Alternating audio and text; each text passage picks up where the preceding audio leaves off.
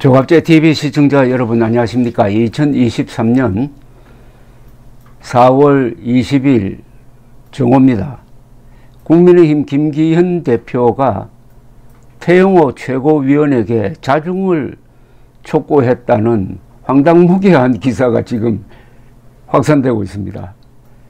태영호 최고위원이 무슨 죄를 지었느냐 하면은 제주도 4.3 남로당 무장 폭동은 김일성이가 지령한 것이다.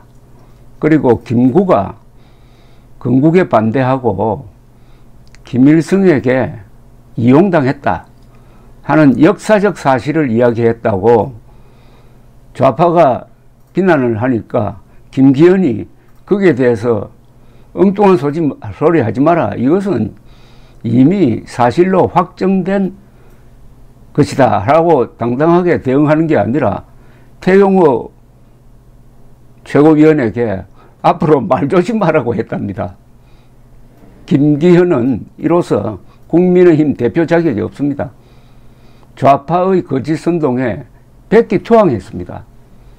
며칠 전에 정광훈 목사가 국민의힘에 아주 좋은 제안을 했습니다. 우정 어린 제안을 했는데 그것은 일고의 가치도 없다는 듯이 외면하더니 좌파의 거짓 선동에는 무릎을 꿇었습니다.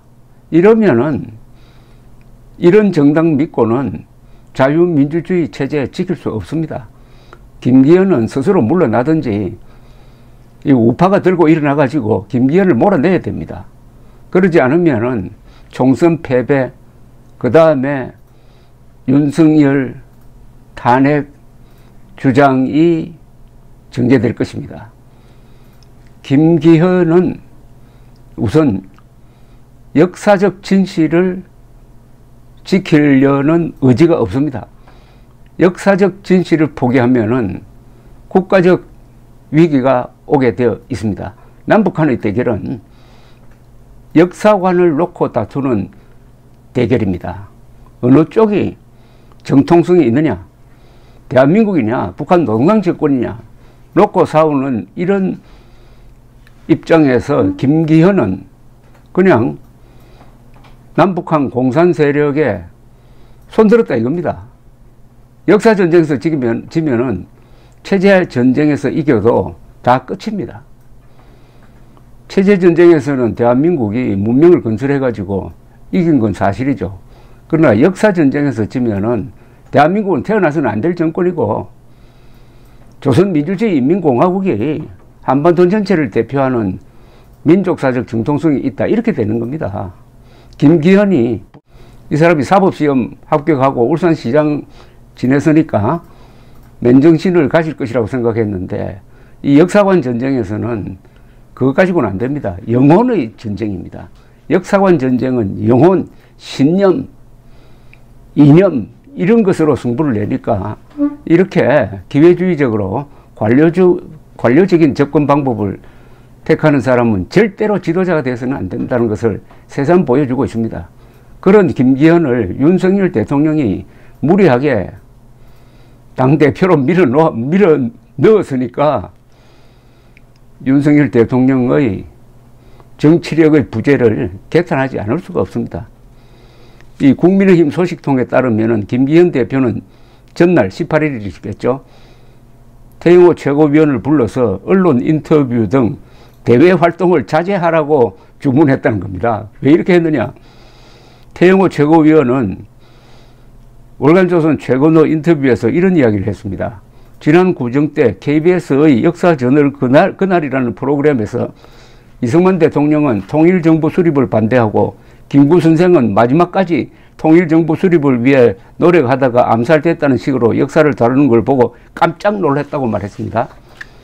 그러면서 북한을 모르는 사람들이 그것을 봤을 때는 김구 선생이 통일을 위해 노력했다고 하겠지만 북한의 대남 전략 전술을 아는 사람 입장에서 봤을 때는 김구 선생이 김일성의 통일전선 전략에 당한 것이라고 이야기를 했습니다. 정확한 이야기죠. 이어서 김일성은 남한 단독 정부 수립을 막고 공산 정권을 세우기 위해 김구 선생을 이용한 것이라면서 그런 북한의 전략까지 알려주어야 정확한 비교가 되지 않겠나라고 했습니다. 너무나 옳은 이야기고 너무나 상식적인 이야기고 사실에 기초한 이야기입니다.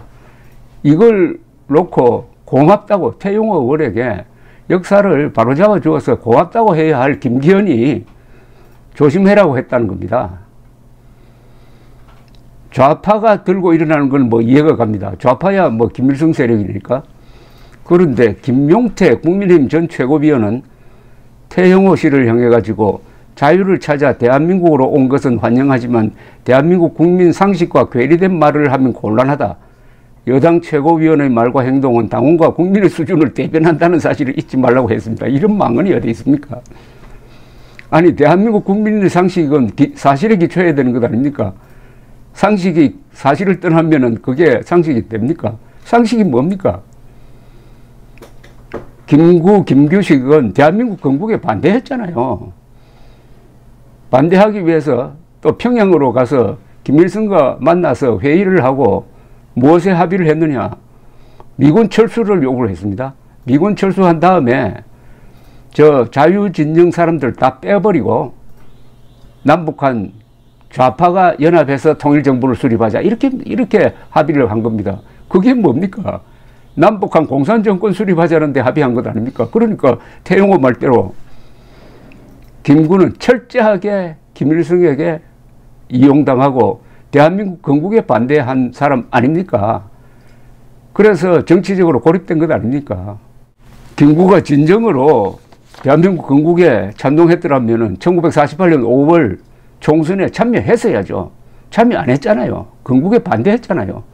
그런 점에서 김일성에게 농락당한 것은 부정할 수 없는 진실입니다. 이 사람뿐만 아니라 또 한 사람 김용태 전 최고위원에 이어서 이철규 사무총장은 KBS 라디오에 나와가지고 최고위원이 북한에서 교육받다가 보니 그런 것 같다며 자중했으면 좋겠다고 했습니다. 그러면은 태영호 최고위원이 북한에서 교육받아가지고 거짓말을 하고 있습니까? 아니 남한에서 교육받은 이철규 씨는 어떤 역사관을 갖고 있습니까? 이런 자가 사무총장을 하고 있습니다. 허은하 의원이라는 사람도 또 페이스북을 통해서 당 지도부는 언제까지 이런 상황을 방관만 할 것인가 엄중하게 책임을 물어야 한다고 한 발 더 나갔네요. 천하람이라는 사람은 MBC 라디오에 나와가지고 설화를 일으킨 김재원, 조수진, 태영호 최고위원 징계를 촉구하기도 했는데 허은하, 이철규, 김용태 완전히 좌파 선동에 넘어갔습니다. 그런데 우파를 자처하고 있습니다. 이런 사람이 더 위험합니다. 이런 사람들은 형세가 불리해지면은 윤석열 대통령 탄핵에 동조하지 않을까요? 과거에 새누리당의 일단의 국회의원들처럼. 태영호 최고위원이 좌파의 눈에 가시가 된 거는 뭐 충분히 이해가 갑니다. 이분이 북한의 고위 외교관을 했다는 그 장점을 살려가지고 남북 문제에 있어서 김정은 정권을 비판을 하고 그러다 보니까 민주당 세력과 척이 되고 특히 지난 3월에는 제주도 4.3 남로당 무장폭동은 김일성이가 지령했다. 너무나 명백한 사실을 이야기를 했더니 이때부터 좌파들이 태영호 의원을 공격을 하는데 국민의힘이 그런 태영호 의원을 보호를 해주지 않고 태영호 의원을 그냥 내다 버리는 태영호 의원을 우리 손으로 징계하겠다. 이렇게 나오고 있습니다.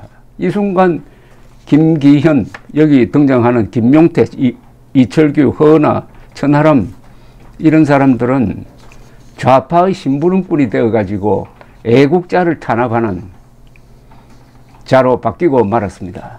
이념무장이라는 것은 그것은 역사관 전쟁에서 이긴다는 뜻입니다. 대한민국만이 한반도에서 유일한 합법 국가이고 정통 국가라는 확신이 없으면은 뭐 자유민주주의 이런 것은 외칠 수가 있지만은 영혼과 영혼의 대결인 역사관 전쟁에서는 지고 맙니다.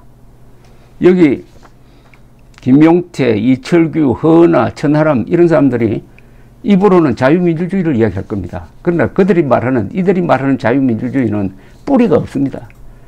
우리의 역사 속에 뿌리를 내린 자유민주주의가 아니면은 그것은 훅 불면 날아갑니다. 지금 좌파들이 훅 부니까 날아가 버리잖아요. 김기현 체제는 이거 처음부터 잘못되었습니다. 출범부터가 잘못되었습니다. 비민주적으로 뽑혔습니다. 이제 그 천박성과 그 위험성을 다 노출시키고 있습니다. 한국의 우파가 우선해야 될 일은 김기현 체제를 몰아내는 겁니다.